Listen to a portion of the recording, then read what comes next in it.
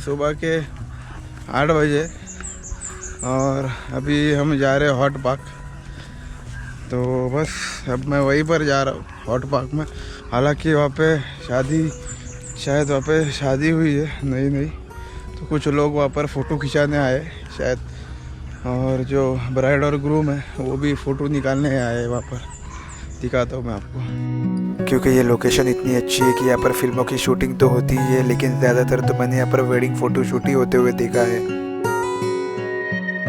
By the way, इस जगह का नाम है अलेक्जेंड्रा पार्क और यह एक ऐतिहासिक जगह है।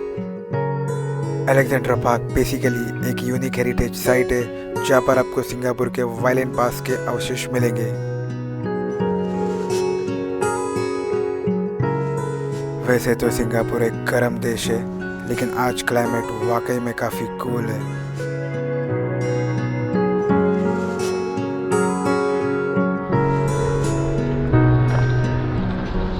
चलते चलते जीन के कुछ दोस्तों से भी मुलाकात हो ही गई।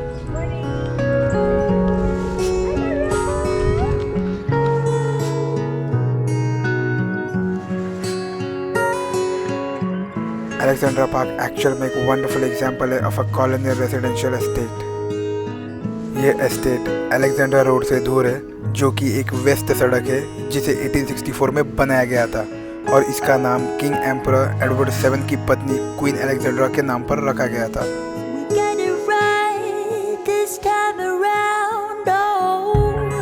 क्योंकि ये जगह वर्ल्ड वॉर से रिलेटेड है, इसलिए यहाँ पर आपको कई ऐतिहासिक घर देखने मिल सकते हैं। कई इमारतों की तारीख तो फर्स्ट वर्ल्ड वॉर से पहले या उस समय तक थी जब गिलमन में सैन्य शिविर का निर्माण किया गया था। यहाँ पर ज़्यादातर बंगलों में तो एक मुख्य घर था जिसमें एक अलग संरचना थी जो नौकरों के क्वार्टर के रूप में कार्य करती थी।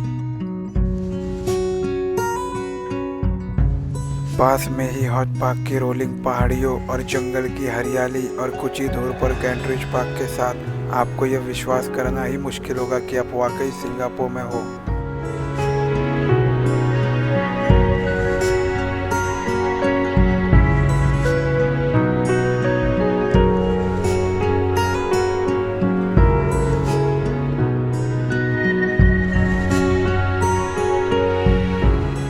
लगभग 15 मिनट्स चलने के बाद हम हॉट पार्क पहुंच ही गए।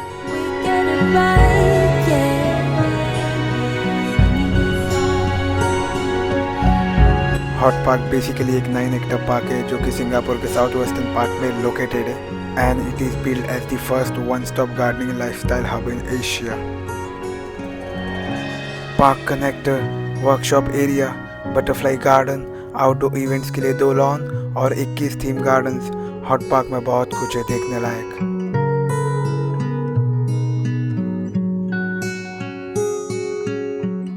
और यह है प्लेइंग एरिया बच्चों के लिए। बच्चे तो यहाँ पर आना जरूर पसंद करेंगे।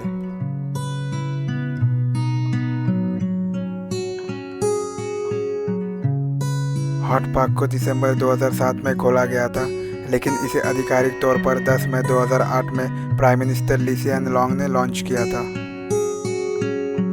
तो अभी मैं आया हूँ हॉट पार्क में और यहीं पर घूम भी रहा और डॉगिस को भी घुमा रहा हूँ। हालांकि अच्छा है पार्क, काफ़ी साफ़ सुथरा है। तो सुबह सुबह आने का एक फ़ायदा तो है कि अच्छे यहाँ पर बहुत सारे पार्क्स है, तो आप वहाँ पर जाके घूम सकते हो, जा सकते हो, देख सकते हो। मुझे ये हॉट पार्क में आना ही था, इसलिए मैं आज 6 बजे उड़ गया था और अभी यहाँ पर आया हूँ। अब हॉट पार्क एक बार एक्सप्लोर कर लूँ, देख लूँ हॉट पार्क है कैसा। आप भी आ सकते हो सुबह सुबह, अगर आप पास में ही रहते हो तो। इसके बहुत अच्छा पार्क है। हॉट पार्क इतना खूबसूरत है कि नेचर लवर्स को तो यहाँ पर ज़रूर आना चाहिए। हॉट पार्क बेसिकली एक पार्क कनेक्टर है जो विजिटर्स को कैंट्रिज पार्क, टेलक ब्लांगा हिल पार्क और माउंट फेबो पार्क के आसपास ट्रैवल करने की अनुमति देता है। हॉट पार्क में बहुत सी चीज़ें हैं देखने लायक, जैसे कि hot centre, silver garden, golden garden, gazebo garden और भी बहुत सी चीज़ें हैं यहाँ पर देखने लायक। इस तरह की इंफॉर्मेशन बोर्ड की मदद से आप आराम से इस हॉट पार्क को एक्सप्लोर कर सकते हो।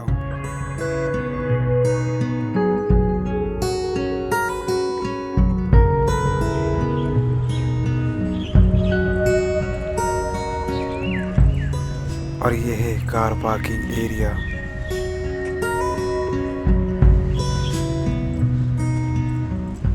चलते चलते हम हॉट पार्क के दूसरे एंट्रेंस की तरफ आ गए और मेरे लेफ्ट साइड में है हॉट सेंटर।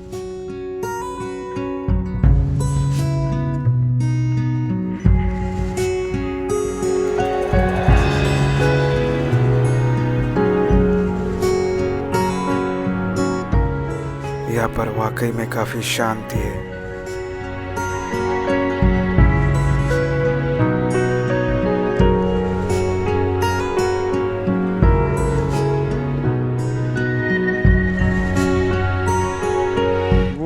वो जो आप देख रहे हैं वो एक्चुअली एक इंस्टीट्यूट है सिर्फ इंडियंस लोग के लिए। एसपी जैन ग्लोबल मैनेजमेंट करके नाम है वो।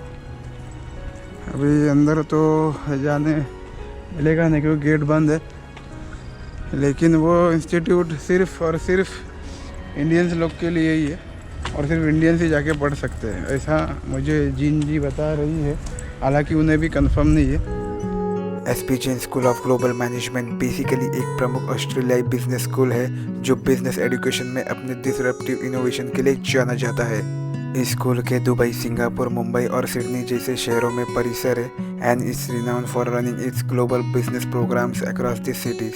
अपने प्रमुख ग्लोबल MBA प्रोग्राम के लिए the school has been ranked by reputed international publications जैसे कि Forbes, Nielsen, Global Brands, Financial Times and the Economist. और यहाँ पर सिर्फ इंडियंस ही नहीं बल्कि कोई भी आकर यहाँ पर एडमिशन ले सकता है।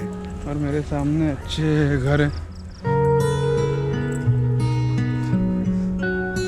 और ये रहा हैदराबाद रोड जहाँ पर अब मैं चल रहा हूँ।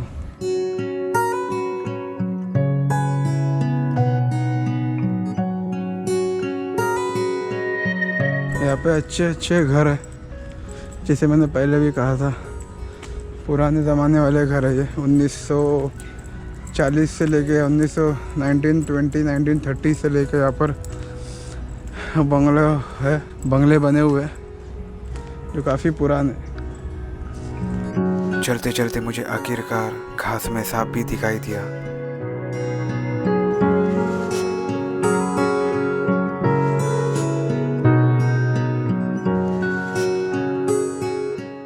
और मेरे सामने और एक ऐतिहासिक घर जिसे यहाँ पर ब्लैक एंड वाइट हाउस के नाम पर भी जाना जाता है। मेरा रूम यहाँ से तकरीबन आधे घंटे की वॉकिंग डिस्टेंस पर है।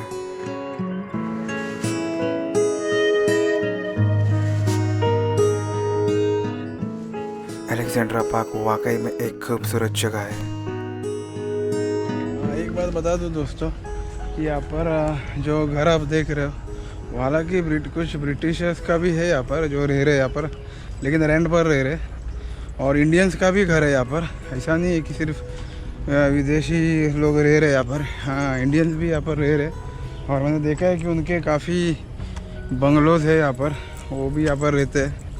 हालांकि मैं जहाँ पर रह रहा हूँ यानी मिस्टर मैनसन के घर पर, वो एक्चुअली रेंट पर रहते हैं यहाँ पर, क्योंकि वो ब्रिटिशर है, वो यूके में वो रहते हैं, लेकिन यहाँ पर वो काम अपना करते हैं, इसलिए यहाँ पर वो रेंट पर रहते हैं, वो जो जिस बंगलों में वो रहते हैं। और सबसे बड़ी बात तो ये है कि जिस बंगलों में वो रहते हैं विच साइड, सबसे ख़ास बात ये है कि जिस बंगलों में वो रहते हैं उसका रेंट है $9,500, यानी तकरीबन 4.5 लाख के आसपास या 4.5-5 लाख के आसपास वो रेंट भरते हर महीना। तो क्योंकि यहाँ पर घर काफ़ी महंगे और ये सब पुराने ब्रिटिश के ज़माने वाले घर है ये, क्योंकि काफ़ी महंगे। तो 4.5 से लेकर 5 लाख तक वो महीने का रेंट भरते हैं। यानी आप समझ सकते होगे कि वो क्या उनकी इनकम क्या होगी। हालांकि यहाँ पर इस एरिया में जो भी लोग रहते हैं वो सब रिच ही लोग रहते हैं इस एरिया में एक्चुअल में, जहाँ पर मैं रहता हूँ, यानी ब्रिटिश कॉलोनी, यानी अलेक्जेंड्रा के पास जो ये कॉलोनी है वहाँ पर। और एक बात बताना चाहूँगा कि जिन मुझे बता रही थी कि एक बार मतलब बॉस के ऊपर डिपेंड रहता है कि आपका बॉस है कैसा। अगर आप यहाँ पे जॉब करने आते हो तो आपका बॉस कैसा है, यानी अच्छा मूडी इंसान है या थोड़ा कंजूस है, वो बॉस पर डिपेंड रहता है। मैं ये बात इसलिए कह रहा हूँ क्योंकि बीच में जिन की एक फ्रेंड है, यानी वो भी यहाँ पे काम करती है और वो एक्चुअली बाहर जा रही थी, अपने देश में जा रही थी छुट्टियों के लिए। तो उस बॉस को एटलीस्ट मतलब वो जा रही थी 7 दिनों के लिए, हॉलीडेज़ के लिए। तो उस बॉस को चाहिए था कि 7 दिनों के लिए कोई उनके डॉगीज़ को पाले, यानी डॉगीज़ को सिर्फ घुमाए एटलीस्ट 1 घंटा सुबह और 1 घंटा शाम में। तो जीन की जो फ्रेंड है उन्होंने वो जॉब एक्सेप्ट कर लिया। हालांकि वो पहले भी काम कर रही थी कहीं किधर और भी, तो उन्होंने कहा कि हाँ मैं करूँगी, क्योंकि वो उसी टाइम वो उनके बॉस के डॉगीज़ को भी घुमाती है। तो उसी वक्त वो उस जो बॉस है उनके डॉगीज़ को भी घुमा सकती थी वो उसी टाइम। तो उन्होंने हाँ कह दिया। तो बस 7 दिनों के लिए उन्होंने सिर्फ सुबह 1 घंटा और शाम में 1 घंटा, यानी सुबह 7 से 8 और शाम को 5 से 6, बस ये 2 घंटा ही उसको घुमाती थी डॉगीज़ को। और 2 घंटे घुमाने के लिए उनको 7 दिनों के लिए उन्होंने 2 घंटा ही घुमाया, यानी सुबह 1 घंटा, शाम को 1 घंटा, यानी टोटल 2 घंटा। 7 दिनों के लिए हो गए 14 घंटा, यानी 14 घंटा उन्होंने डॉगीज़ को घुमाया।